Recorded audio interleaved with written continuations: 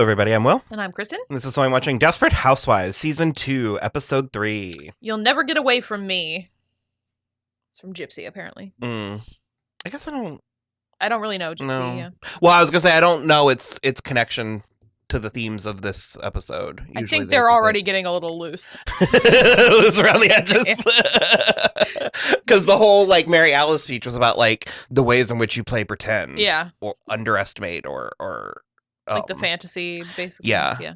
The most standalone thing was the scene with Mike and Felicia. Mm-hmm. And so basically he goes over and brings her flowers as a ruse, apparently, according to her, in order just to ask if she's seen Zach. Mrs. Tillman. Mr. Delfino. I heard you were back from the hospital. I can't tell you how long it's been since I got flowers from a handsome man. I didn't realize we were going to keep her. But Where are you off to? I'm going back to Utah for a few weeks. The recuperation is taking longer than the doctors anticipated. Speaking of my attack, have they caught young Zachary yet? No, actually, that's why I'm here. So the flowers were just a ruse. Figures. Two things can be true. I know you were close to him. Funny thing, since he beat me and threw me down the stairs, we just don't stay in touch like we should. She's such a good character. She's great. I'm sure he's out there somewhere trying to find his father, which I trust you made impossible. I couldn't go through with it. That was a mistake. Zach is the only connection that Paul has with his dead wife. At some point, he will run back here looking for him. I don't like to be negative, but you really should have killed him. I think we might get a little bit more of her, but not enough. Yeah. I know we talked about it a lot in season 1 Yeah. in her episodes, but she was such a weird, unexpected, She's so good. but much appreciated presence on this show. Yeah. I really love a kooky character who tells it like it is. Yeah. She kind of does two things that seem like they would be at odds. Yeah. But yeah. So she basically says, well, he's probably looking for his father, but I'm sure you took care of that, not knowing that Mike is his father, his biological father. And he's like, no, actually, I let Paul live. And she's like, that was really stupid. They're both going to come back around looking for you. well, because basically her and Mike had kind of had a plot, Yeah. and Mike was supposed to kill Paul. Yeah. And I think that was the show's being like, remember this? Yeah. It's still out there.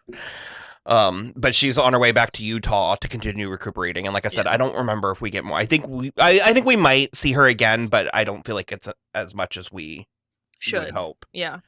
I guess Gabby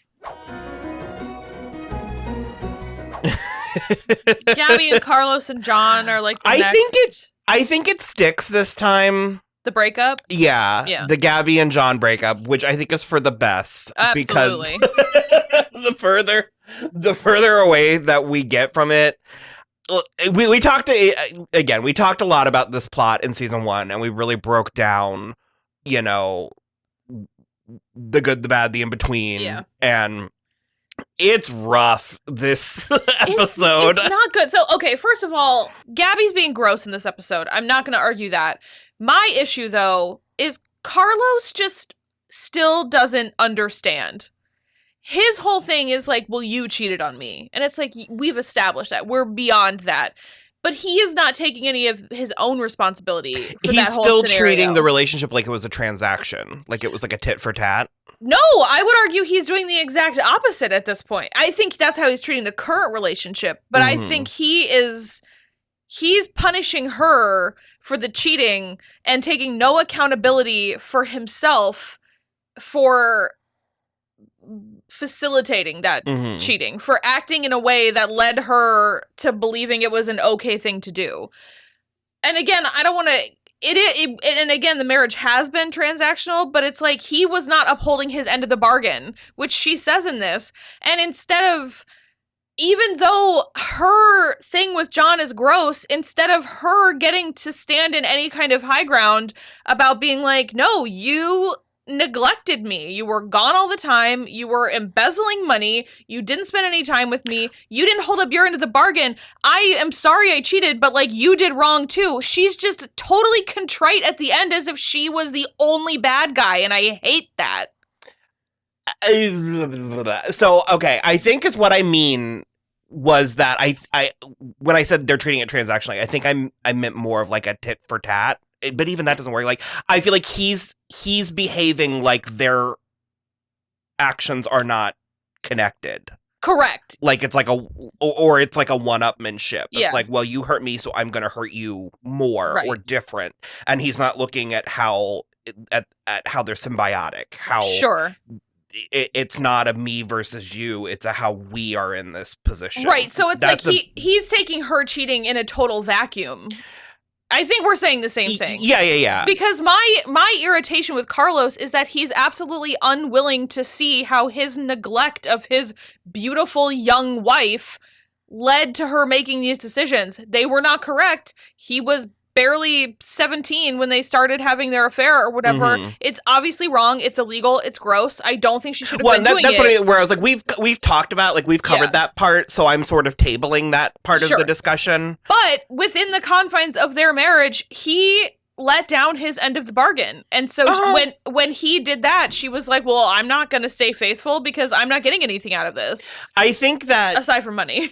I definitely think that he needs to display more. The word used was contrition. I think that's correct. I think he needs to display more of that to her, and I feel like he does. Because I mean, up to this point, though, he has not once said, "I'm sorry for neglecting you." I think they did they not? Did we not do a little bit of that last season? I don't fully remember. It's been like a year. It's definitely, it's been like 2 years. 2 years. But it's been a minute since we watched season 1, but I feel like we certainly touched on it, and I also think he's putting a lot on the fact that he is currently in prison. And I agree with you that I still think that he did a crime. Emotionally and verbally stuff needs to be done. Yeah. But I think that given the fact that she's having to go to prison to have these conversations with him is sort of the evidence of his wrongdoing. And I think I don't see that as she's the only one. Okay. Who, like, I think we needed that from her. That's fine. I think she's largely been acting like the victim. Sure. And to an extent. She's a victim. Mm-hmm. But basically, she's like fantasizing about John the whole time and wondering if like maybe they could get back together. And then she sees him with like another lawn client named Joan, who's 41. The next day, Gabrielle decided to cheer herself up with another round of window shopping. But this time, she was taken aback by what was on display.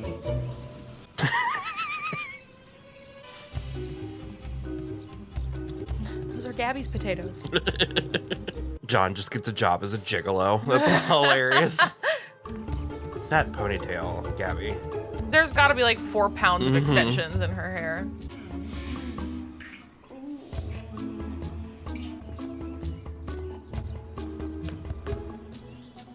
Oh no.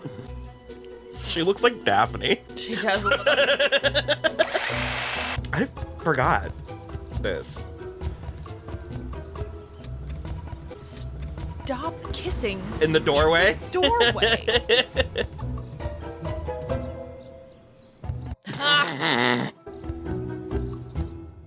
She called her wrinkly? She did call her wrinkly. That's harder to take when you're staring down the barrel of... We are not wrinkly.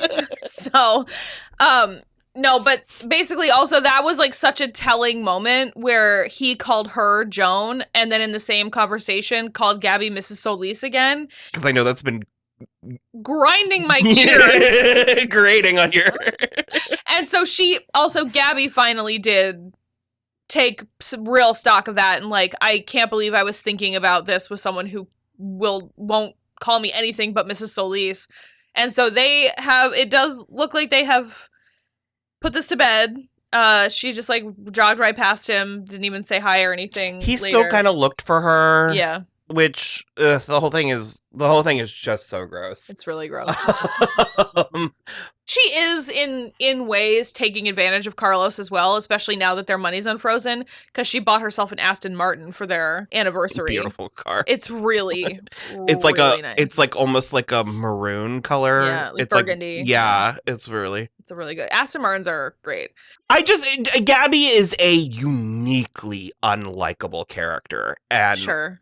That works largely on Eva Longoria's performance, but even with that, there's only so much she can do. And so I do think that a little bit more so. I think that because it's also, she's one of 4 leads of this show, and he's an extension of her. Yeah. So it's like, I think the show needed this moment from her. Sure. And I think that, like I said, I think that we got some from him. I think we'll get more.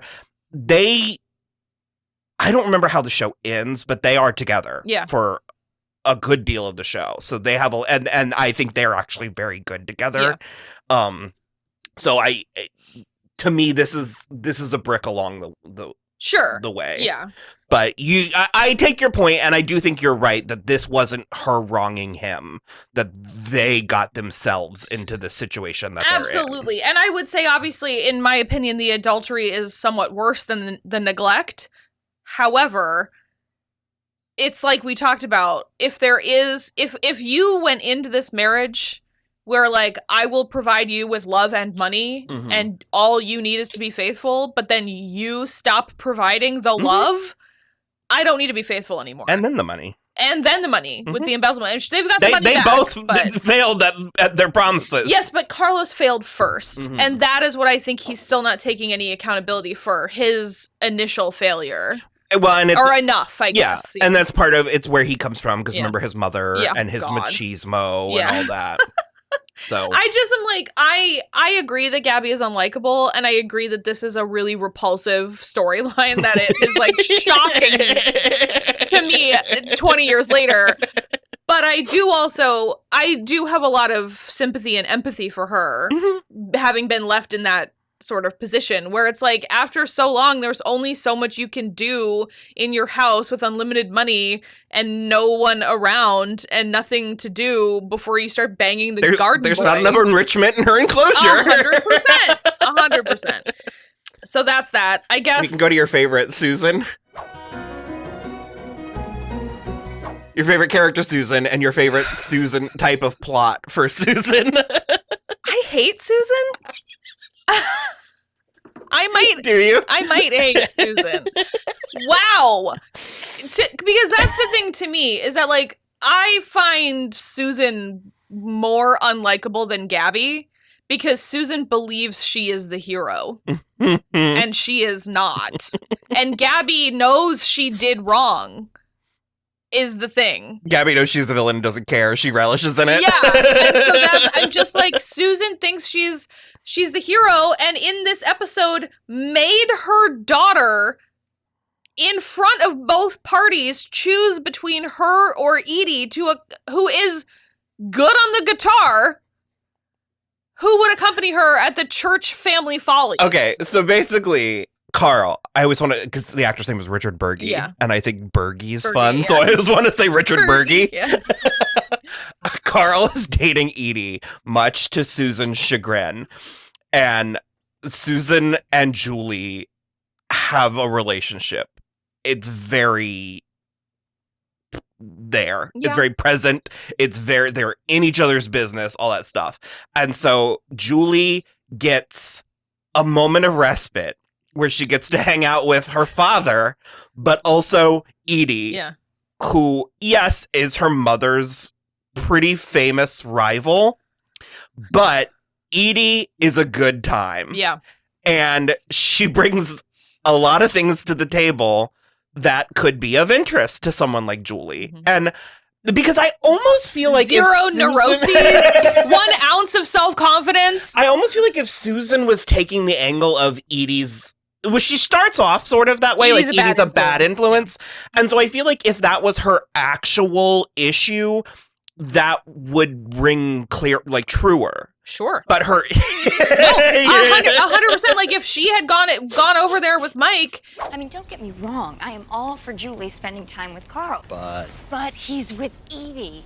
I wouldn't be a good mother if I wasn't concerned. I mean, who knows what passes for a kid-friendly good time in there. And Edie were, like, half a bottle of wine in, or walking, smoking pot or something, walking around in a negligee or something, then sure, it's like, you don't need to be prancing around in your altogether nothings in front of my 14-year-old daughter. But she is literally sitting there with her foot in the cast because Susan hit her with her car from propped up on the couch playing the guitar while Julie sings This Little Light of Mine. Doesn't sound like they're having an orgy in there. Sounds like they're singing church songs.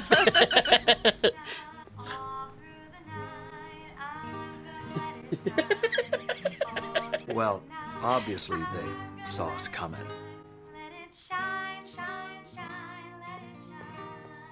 Beautifully, by the way. I love Mike's comment about the orgy. They must have heard us coming.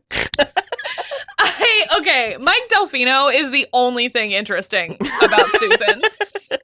So then, because it's actually this nice thing, because Edie is spending time with Julie and doing something with Julie that they are both excited about, Susan absolutely can't have that. And so she then proceeds to badly on the spot. Immediately. Like she doesn't even like counter engineer this thing. Immediately, oh, well, I can play the piano. Who would you rather? What's up, Mom? Well, I have good news. I've been taking piano lessons with Betty Applewhite. Well, I just thought maybe I could join you guys. Doesn't that sound so fun? bad. I don't do trios. Oh, come on, be honest. You didn't want any part of this until you found out that I was involved. That is so not true. Oh, yes, it is. It burns you that your own daughter picked me. It just didn't occur to her that I would agree to do it. And if she had it to do over again, she'd pick me. No, she wouldn't. Well, why don't we put it to a test? Oh, God, Julie, this who is would you rather so have bad. Yes, who do you want with you in front of all of those people? And remember, it's church. They are going to be judging.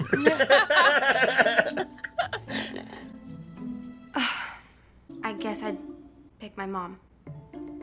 Sorry. Gross. I hate Fair this. enough. Susan! I'd like my pitch pipe back, please. Julie, God bless her. I wish she'd said Edie, because could just imagine the tailspin that Susan would have had. Well, there's a whole But that's why she chose her mom, because she knew she'd spin out. there's a whole episode of Will and Grace where because Blythe Danner is their mother, and it's Will and his brother. Yeah. Because he has the straight brother. Mhm. I feel like it's someone. Is it Neil McDonough? No, it can't be. John Slattery. Right. Yeah. God, he's so handsome.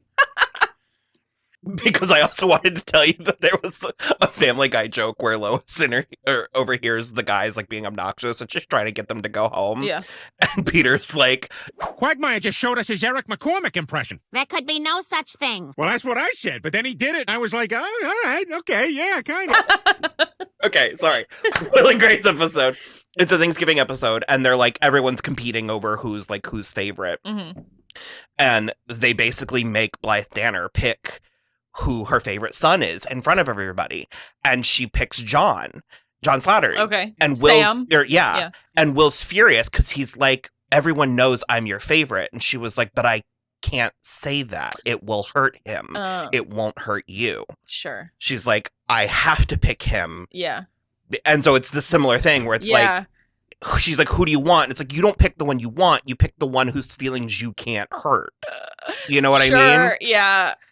And I think about that all the time. For me, I'm in a very, it's too many references. For me, I'm in a very Scream Queens thing where it's like, no, you can't lie. It's the whole point of Truth or Dare. You can't lie. you have to tell the truth. I just probably would say my favorite.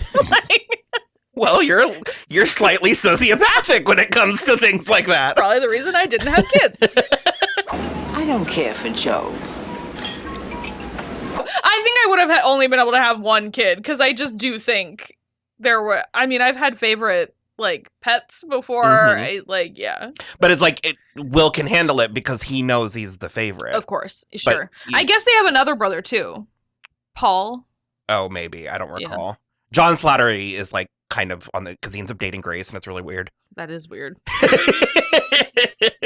I kind of wouldn't hate revisiting that show. It's been a minute since I've watched it, but so. Julie picks Susan, even though we have no concept of how many decades it's been since she has played the piano. So she goes to Betty.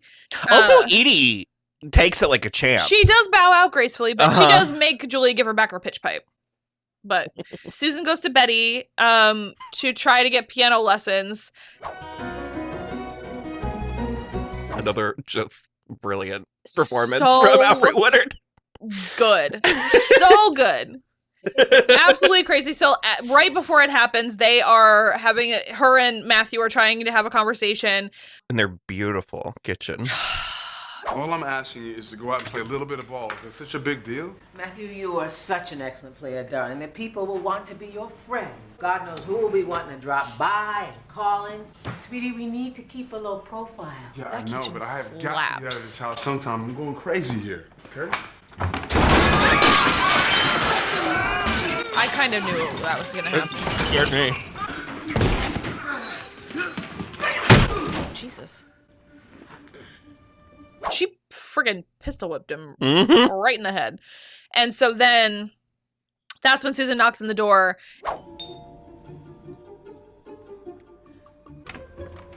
What is it? My daughter is singing a song at church. Oh, you were just so amazing at Rex's funeral the other day. I was wondering... I don't give lessons. Oh. Oh, okay. Oh, you have a little, on your... I'm baking cherry pie. Excuse me. I mean, to be fair, there is a balance of just weird enough to make people not. Sure, of course. To have people be like, I'm going to stop knocking on that door. She is very like, oh. And she has like blood smeared on her collar, and Susan is like, well, and she says, I'm just making cherry pie. So very conspicuously. Very conspicuously. So anyway, she goes back later and apologizes to Susan and is like, I'll gladly give you lessons. That's fine. And so they do, and Susan's terrible.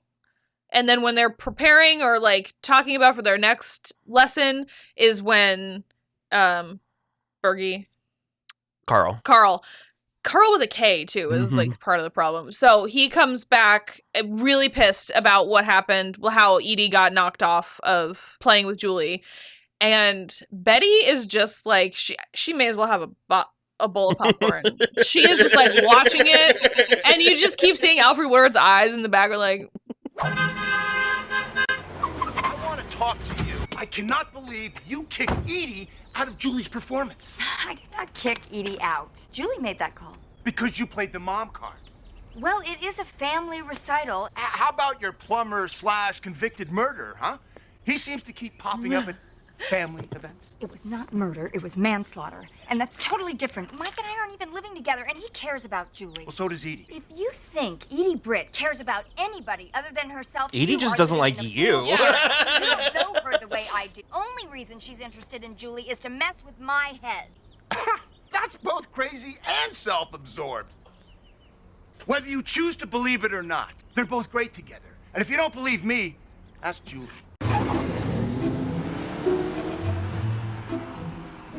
I'm sorry you had to witness that. Oh, it's okay, hon. I have lived my share of family knockdown dragouts. Well, I hope it wasn't as ugly as me and Carl.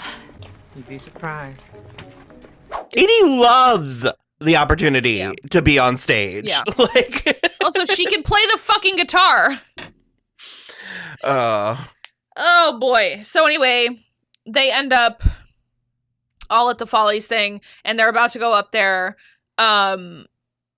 And Susan has a change of heart because she sees that Edie's like still in the audience, and so she. Well, no, Edie's being great and like coaching Julie through it. Yeah. Like she's very like stage mom, like smile and like. Yeah.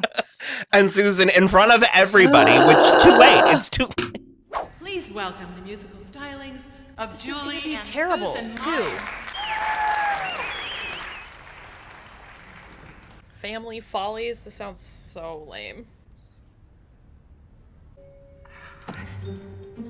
The other day when I saw you making music with my family, I got a little jealous and I went a little crazy, and there was no opportunity before right now. She didn't seeing you sitting here have the epiphany until now. Well, I can see how much you care about Julie, and she's the worst.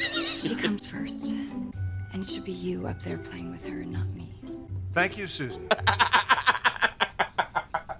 It's way too late, and I think Edie's right. She's like, it's funny that you had this epiphany in front of everybody. No, when I left my guitar at home. Mm-hmm. Because she's just like, oh no, I just like wish you could be up there with her. And I'm like, this is empty. This is psycho behavior. So Edie then also is a little psycho and is like, well, I can play the piano too. So let's all welcome Julie Meyer and her Aunt Edie.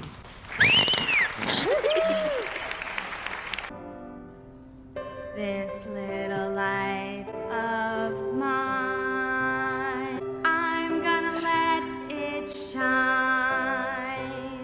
This little light of mine, I'm gonna let it shine. Give me a break. This thing has like 90 flats in it. I love it because I love that it's seemingly authentic for Edie that she's not knowingly sabotaging it. Sure. Because when she's playing it and she's not very good, and she's like, there's a lot, like 90 flats So in many this flats, song. yeah. That part was very funny. I liked that a lot. And so it's horrible. Julie sounds good, but the piano sounds bad. And then Susan's just a little shit and is making Carl record it because it's bad. I don't like her. I don't think that's a hot take. No. You'll notice I'm not even, because I'm a Susan apologist and I'm not. You're like, I'm not even gonna try. I'm not defending. I remember there being criticism of the show kind of having a sophomore slump. It's a good show. Yeah. Like it is a overall across the board very well done show. So even when it's like rote or going through the motions, it's still entertaining. But I am a little bit annoyed that we go through all of season 1 and we're like, we're gonna flip it on its head, and Tom is gonna stay home and take care of the kids, and Lynette's going to go to work, and you kind of have like a sense of, what's going to happen? Yeah. And it's like literally that. Yeah. So, we're 3 weeks in to this, 3 episodes in, and if you take the TV logic As of an a week, episode being yeah. a week, we're 3 weeks into this new world order, and this is the 3rd time that she's having like a family emergency. Yeah. And while we were watching it, you were really coming down hard on Nina. Yeah, she's a bitch. And I'm on Nina's side with this. No. Because I'm like... No, because Nina is being too harsh about it. And the thing is Lynette is not having a family emergency. It's not like she's like, I have to leave in the middle of the day right now, immediately. I can't finish my work. She just is like, can I come in half an hour late? That's just the way things work. Yeah. And Nina is just, the thing is, I'm also child-free by choice, so that I can do whatever I want. Nina seems miserable in her life. She's child-free by choice because she presumably can't unhook from her desk and go out and meet someone. Not because she actually doesn't want a family. It's just like... Jolie is playing Nina like a real ballbuster. Really harsh. I'm just saying that if you see 10 pounds of bullshit coming down the pipe, and you're like, Pike, and you're like, this is 10 pounds of bullshit. And it's like, no, I'm not. And then 3 weeks in a row is 10 pounds of bullshit. You're going to be like, this is literally what I was afraid of. Yes and no, except for that, like, maybe Nina is Lynette's direct report, like her direct boss, but like that man is the one that hired Lynette. Sure. Not Nina. So it's like... She's like going... Also, where does Nina get off? She's going out of her way Yeah. to like gatekeep or to girl boss. Because again, in my opinion, and having been like the only child-free person at a lot of my jobs, I have seen a lot of people with kids. You don't monitor all your coworkers making sure that... God. I mean, I will come home and bitch and I'll be like, she left again early today because she's got kids. I'm not allowed to leave early, even though there's things I'd rather be doing than this. And I have a really nice, flexible job now, but I didn't for a really long time. And people think when you don't have kids, you don't have a family and you don't want to do anything. And I'm like, I want to spend time with my husband. That's my family. I can't remember if Nina and Lynette had history. No, this is not the Tom's ex-girlfriend. Yeah, I remember that though.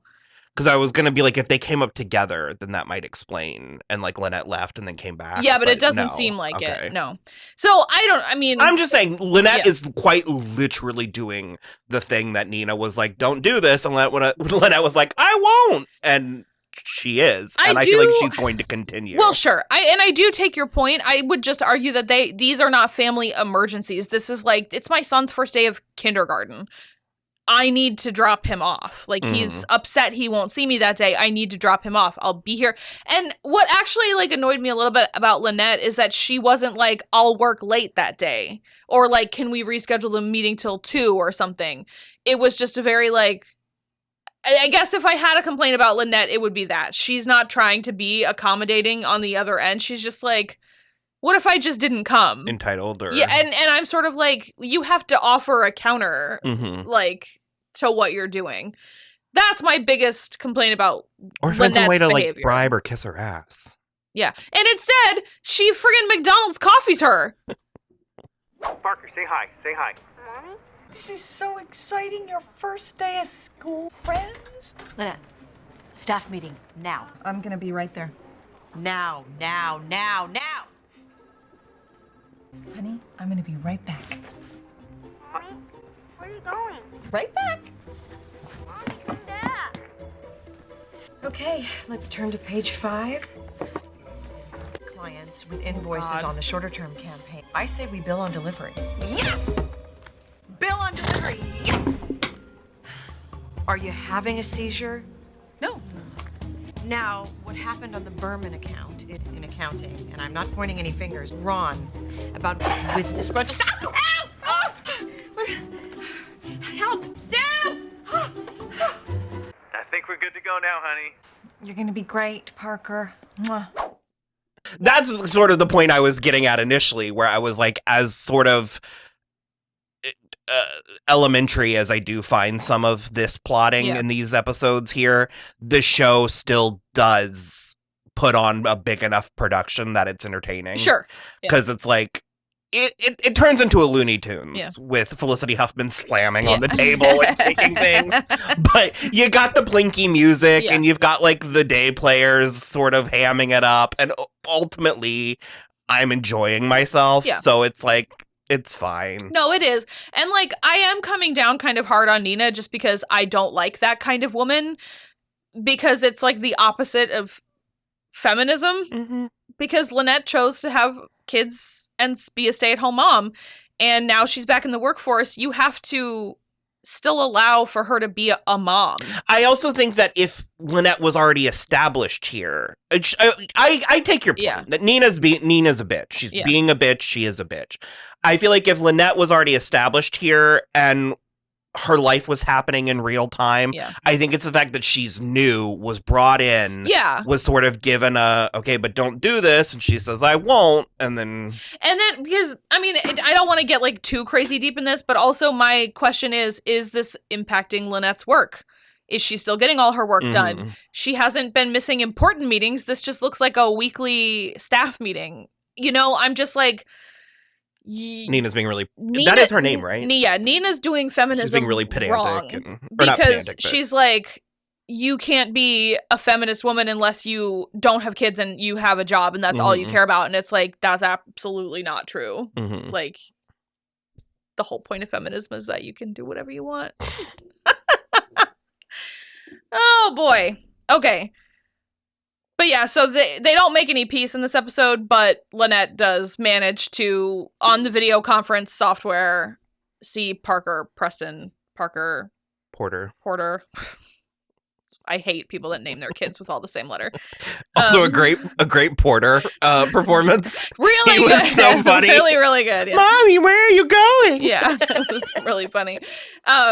So there's like, she's got video conference software and they're able to connect through that. So it ends up being okay. I like these, like, we talked about it in our watch along. But these like seemingly college dudes that populate this office. Yeah. There's like a guy that works at the desk and then another like at the front desk, like a receptionist. Lynette, check it out.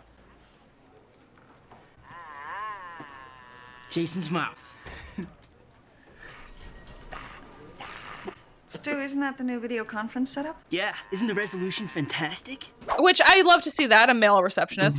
And then there's another guy that was like floating around too. They were playing with the conference equipment, which like in the year 2004, I'm not sure I would let the flippin' interns touch the expensive video conferencing software, but There's even a line where Lynette was like, it has really great resolution. really great resolution.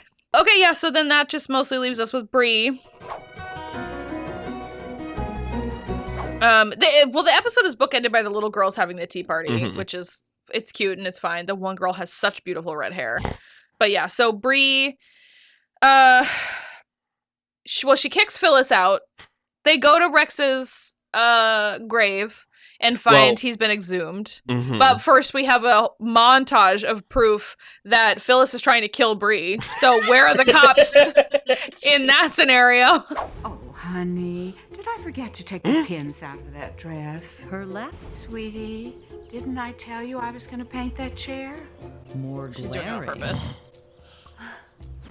Oh, dear. Didn't I mention I waxed the floor? And more dangerous. I don't believe for 1 second Bree would ever walk around her house barefoot. Not trying to kill her. She was injured with the waxed floor. I guess that was the only injury. She just has been gaslighting Bree her whole life. She has been pretending to be forgetful, but she's doing it just to spite Bree. Just to be a bitch to Bree.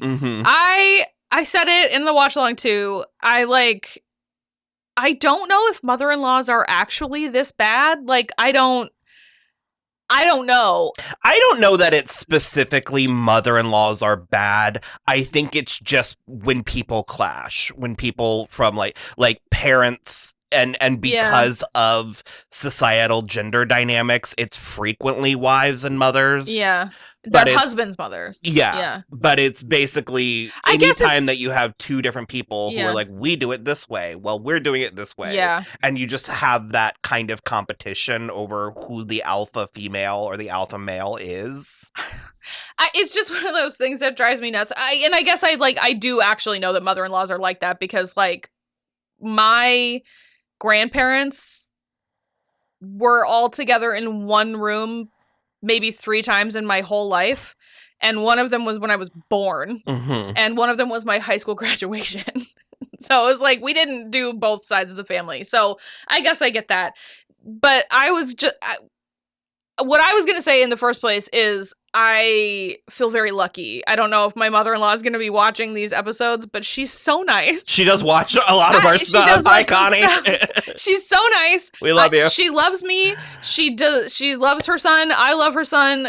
She's not a smother, though. She's not a smother mother. She's also not a boy mom, despite having only sons. I just I feel like I got so lucky in the mother-in-law lottery there. It just, wow. And then to go to your point about like, this is how we do things versus this is how we do things. On the last season of, not Love Island, what is the Love is Blind or whatever, Rachel was telling me there was these two that apparently both of their parents were like obsessed with, like all of the families were like obsessed with Christmas. And that's one of the things they like bonded over. But then once they got to the point of like engagement and their families met, they were like arguing about who was going to host Christmas. It's hilarious. Yeah, so Phyllis is terrible, and basically once they find that Rex's coffin has been, or his body's been exhumed. What on earth? Oh my God! What happened?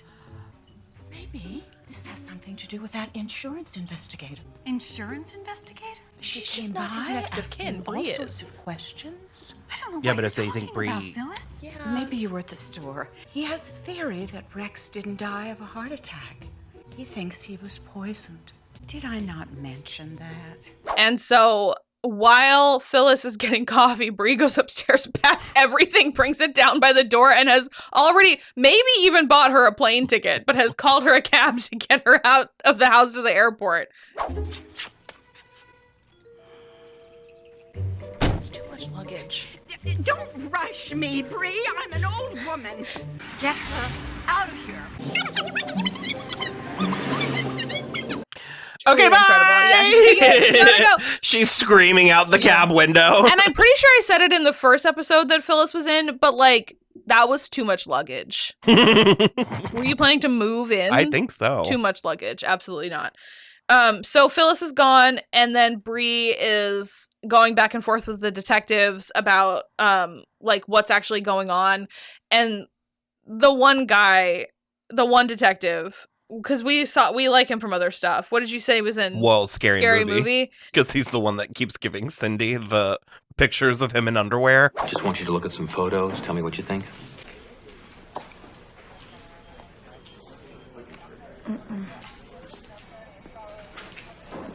No. No. I'm sorry, Sheriff. Okay, you're free to go. Right. Wasn't he also in like the was he not in one of the Final Destination movies? Didn't we make that comment before? Wasn't he like, maybe. Was it like Weeb? Detective Weeb? Or no, Ween.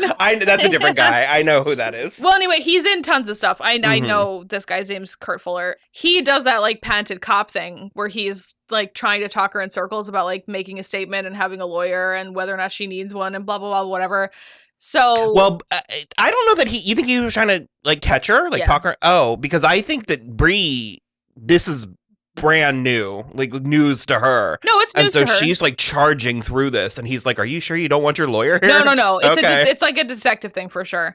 I mean, maybe that's not how it was written, but that's how it came across. Because that's why whenever you see stuff about, especially about if like you're going to a protest or whatever, and everybody who's like offering legal advice is like, don't say anything to absolutely nothing to the cop. You don't speak to cops literally ever, because they'll wrap you all around in like whatever. I just figured she was charging through that conversation. Yeah. Like she had nothing to be afraid of because she thinks she doesn't. Yeah. And it's like, you're being framed. Well, kind of, yeah. So she goes home and she tells the kids that she's... That was a really good performance from Joy and Sean. There you go. Yeah. She tells them that she's a suspect because they think there's foul play. And at the risk of ruining a lovely evening, I have some unpleasant news. The police dug up your father today. What? Why? They don't think that he had a heart attack. They think that somebody was poisoning him. Who would have poisoned Daddy? Well, apparently I'm a suspect. Would you two please stop looking at me like that? Obviously, I did not kill your father. Andrew, surely you don't think I murdered your father. No, you didn't. You're not capable of murder. Andrew, that's the thing for me about their relationship, is that it's always like not quite right, but it's like he's trying to insult her, so he's like, you're not capable of murder. And I'm like, she absolutely is, though, is the thing. And I feel like he's just trying to say like a mean He's just nagging her constantly. Yeah, but I think it would have been better to be like, no, I totally believe you could kill someone. I just don't think you killed Dad. But like, whatever. So she goes back to the detective and she's like, I would like to submit myself to a polygraph test, but only under the condition that my kids are able to watch, so that she can prove to them that she didn't do it. And all the questions are going well until they ask about George, the pharmacist. And they ask if she's in love with him, and she's like, no. But it's like as if she didn't realize. So it's like her heartbeat went up and stuff. And so she is apparently in love with George. And she... Do you know a man named George Williams? Yes. Who's George Williams? He's our pharmacist. Are you in love with Mr. Williams? What? No. I don't know that I think she's in love with him, but I think it caught her off guard that she has feelings. Sure. They did say, are you in love with him? But... Yeah. And so she goes to George and like pleads with him to also take a polygraph test so they can prove once and for all that like nothing happened. And he straight up lies. And that was the Mary Alice thing where it's like... The game of make-believe is a simple one. Did you know Rex Van de Kamp? Yes. Did you poison Rex Van de Kamp? You start by lying to yourself. No. And if you can get others to believe those lies, you win. You have to convince yourself that the lie is the truth first before you can convince other people that the lie is the truth. And so he says no and passes the polygraph. So I guess you don't have to tell me, but do they ever find out that it was him? That is a plot. Okay. All right. Because unfortunately, this just assures Bree that he is on trustworthy. the up and up. Yeah. And Bree goes through it. Yeah. Because I said during our season one coverage, and I'll probably say a few more times, that Bree and Andrew do end up getting on a good, getting to a good place. Yeah. We are not there yet. No. I wasn't expecting. It gets darker before it gets brighter. Yeah. Absolutely. So yeah, that basically wraps up all the stories. This is a good it was a fine episode. It wasn't like amazing, but it was fine. You're right. Yeah. We are 3 weeks into this now, and it's like Lynette has had the same plot every week. So I'm sort of like, when are we gonna do something else here? But yeah, it does feel like we put a couple things to bed in this episode. For me, it's more like a sliding scale. Okay. And especially dealing with these like 22 episode seasons. Yeah. Plots, doors don't open and shut. They like. It's not so much a door as it is one of those bead curtains. Yeah. It's a swishing. A saloon door. Yeah.